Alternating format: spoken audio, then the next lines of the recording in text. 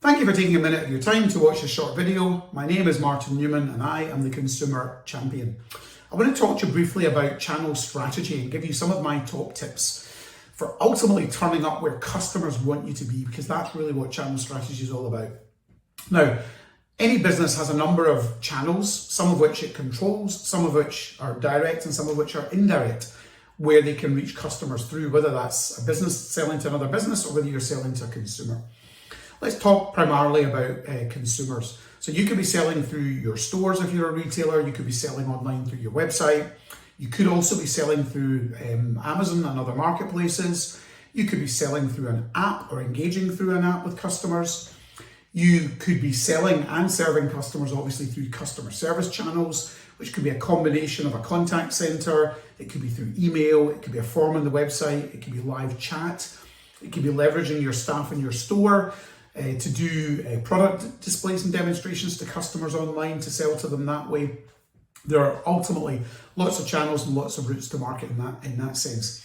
Of course, there's also social commerce, and increasingly now you'll find that brands are targeting you through Instagram, through Facebook, and other social media channels like TikTok, where consumers are increasingly spending more of their time.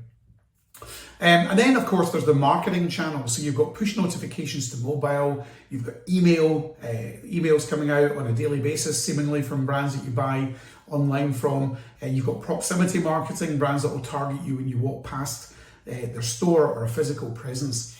So there are lots of channels to market. Some of the indirect ones might include marketplaces where you've sold your inventory to Amazon, for example, but ultimately they become like a wholesale customer to you. Or other brands that are selling your products through their retail channels of distribution.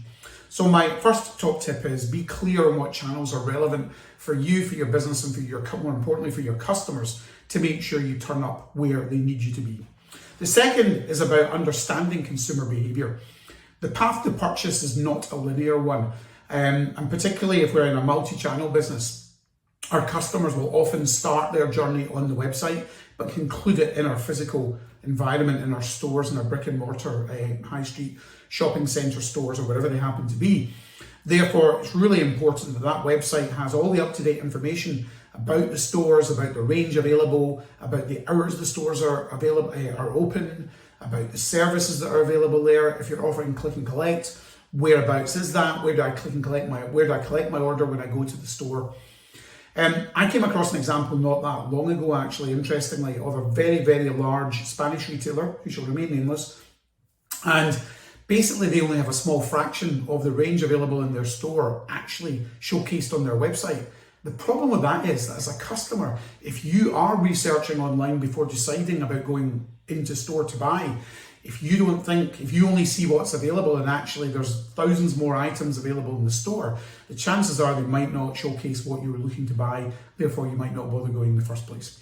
So it's important to think about all these things. And of course, for some customers, particularly for bigger, bulkier items like furniture, for example, the opposite might be true, where we start our journey in the store by going in and sitting on something, lying on a mattress, sitting on a sofa, before we decide to conclude our purchase, which increasingly we will often do actually on the website.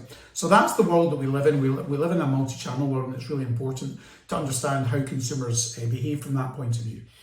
I think it's also really important to make sure that your stores are geared up to delivering the experience that customers are looking for.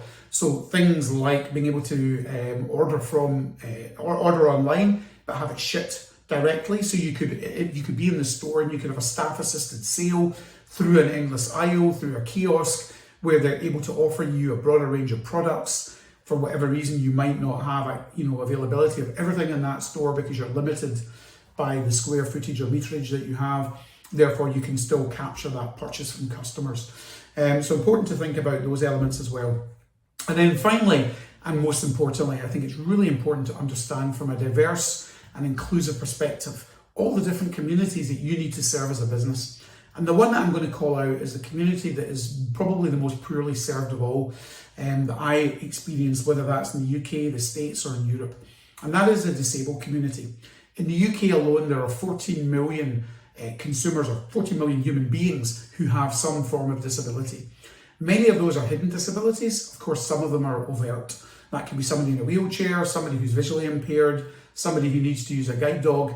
Increasingly, you see customers getting turned away because security or staff think they shouldn't be letting somebody into the store with a dog, when actually they need that just to get by in their day-to-day life and to do the things they need to do. It's also against the law to turn them away.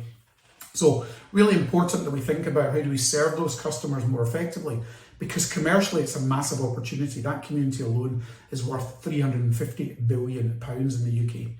If it's not clear to you already, there are many reasons and many benefits for making sure you turn up where your customers want you to be from a channel perspective. So here are just a few. First of all, customers churn less frequently.